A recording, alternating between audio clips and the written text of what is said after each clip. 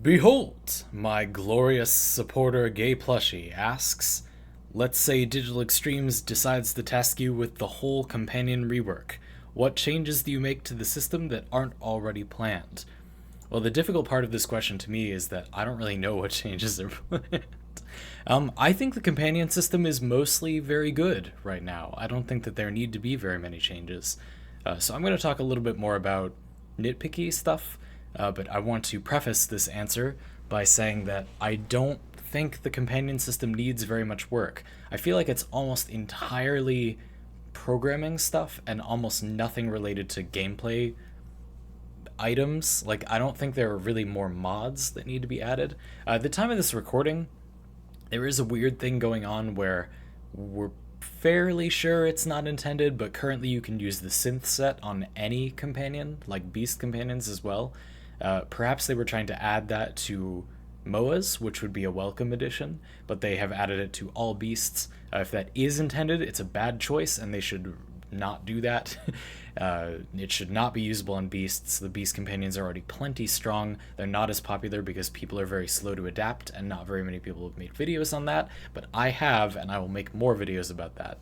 So yeah, that should be removed. That's not good. And then a few of the Kubro species need to be rebalanced. So Sahasa is currently very, very useful, broadly useful. Huras is pretty good for stealth here and there. Shade is good generalist. Huras is a good generalist. So the other three species are not so good. Chessa has a good precept that basically like a mini desecrate that needs to be buffed. It needs to be a higher percentage. If it could have a chance to fail, that's fine. It currently has a chance to fail. That's okay, but it needs to be a higher frequency. It needs to have a shorter cooldown. Right now it's 10 seconds, 45% chance to succeed. It should be like 3 seconds or something. It doesn't have to be anywhere near as good as Desecrate, but this is like so little that it doesn't even matter. So that needs to be buffed, but otherwise Chessa would be fine. And then Roxa and Sunika both don't have a lot. One of them has an ability that allows them to restore shields, like a set amount of shields, so it's a little bit like molecular conversion, but it's more shields and more often, if I recall. But it doesn't do damage, of course. And I don't think it can make overshields. I don't know. I haven't used this companion much because I don't think it's mostly worth it. But that could be balanced. Like, that's balanceable. I think it would be interesting if maybe it was like health and shields. That would make it a bit more distinct from, Taxon restoring shields, just shields.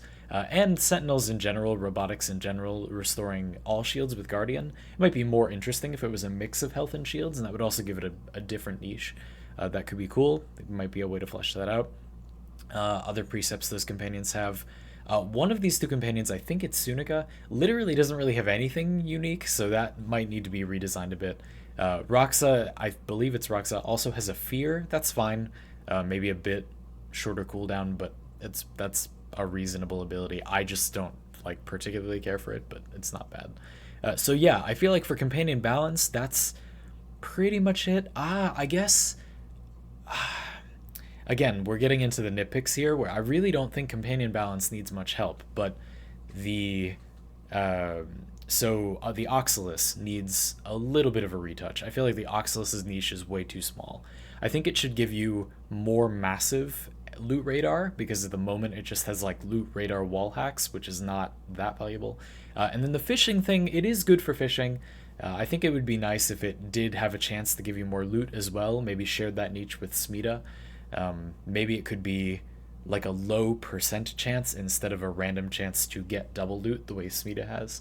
That might be too strong. That might be hard to balance. People might just always like that better. I don't know, but I think that should have a little more of a niche. It doesn't have to be good for combat. Doesn't have to be good for everything. The Sentinels have good niche balance right now because they have narrow niches, and there are a lot of them. So it doesn't need to become this massive generalist, but I do think giving it some more versatility would be good. And it could be a loot Sentinel. That's fine. We don't have one of those, so cool. Yeah, and then besides that, the only part of companion balance that's not amazing are the weapons. But the thing about Sentinel weapons is that a lot of people just don't care for them at all, and a lot of people have taken to using them for set mods and utility, which is fine. A lot of the better ones are good utility. Cryatra and Sweeper Prime are good for tagging enemies for assists. The Artax is just good with no mods. It's a laser targeting system that gives an enemy cold. That's fine, you know. Death Cube have Death Machine Rifle is like decent damage. I'm really curious to see. So Death Cube Prime was announced with Atlas Prime. Death Machine Rifle Prime. Oh baby, baby! I'm very excited for that.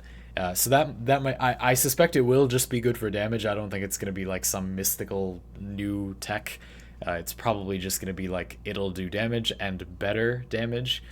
So I mean, cool. That's a good thing. Like that weapon has a niche as doing good DPS as a Sentinel weapon. But there are a lot of other Sentinel weapons that are either very narrow, like good in some situations, but very, very narrow, or they're always bad all the time and there's no reason to use them. A lot of them, like a good maybe a third of them, are just like terrible and there's no reason to use them. Those could be rebalanced. I almost feel like it's small potatoes. You know, I would like it if they all had a niche, but I can't really think of very many things that it's fair to allow Sentinel weapons to do.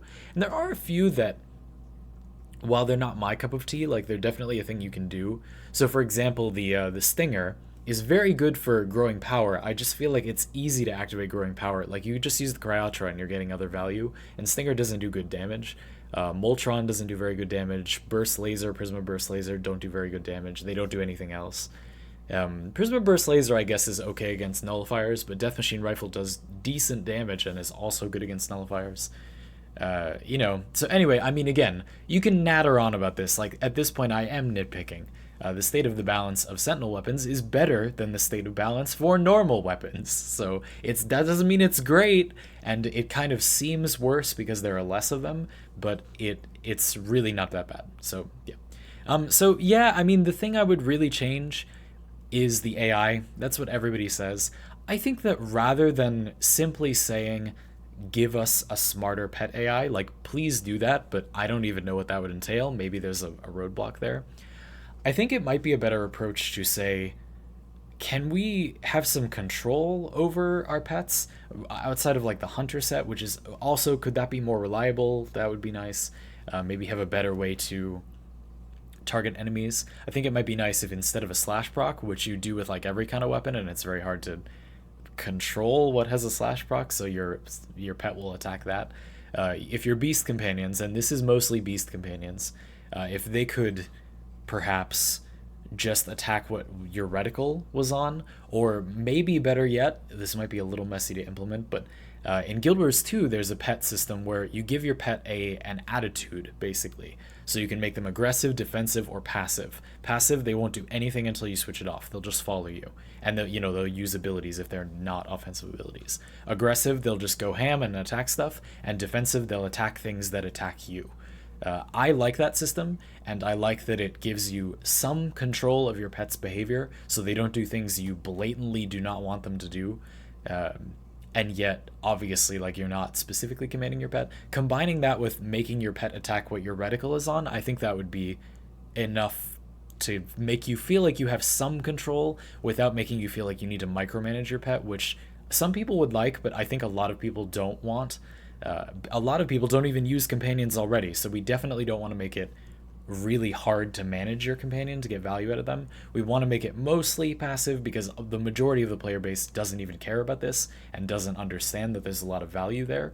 So it's not enough to just shake your fist and say, you're wrong, learn, we have to make the system work that way. That's my take anyway.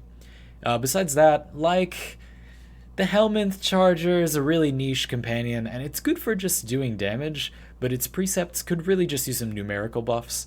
I think if you pretty much just doubled the numbers on like a few of the precepts for the Helminth, it would be fine. Especially the one where you absorb maggots for healing. It's like % missing health. It's way too low. It needs to be like 8%. It's like 4% or something now.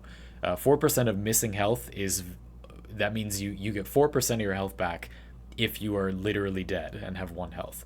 That's not good. Like, that's very, very, very weak. 8% or 10% of missing health would be pretty substantial when you were at low health.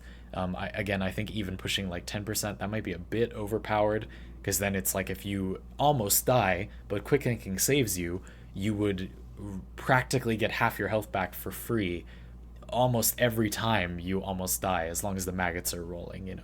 That might be a bit too strong, so maybe 8% or 7% or something, but it needs to be more than 4%. You don't even notice it as in its current state. There's also one that is when maggots die, they explode for a percent of enemy damage, a percent enemy health as damage. That needs to be higher, probably the same. I think it is 4% of enemy current health. So again, it does only 4% of their max health if they're at full health, which they probably won't be.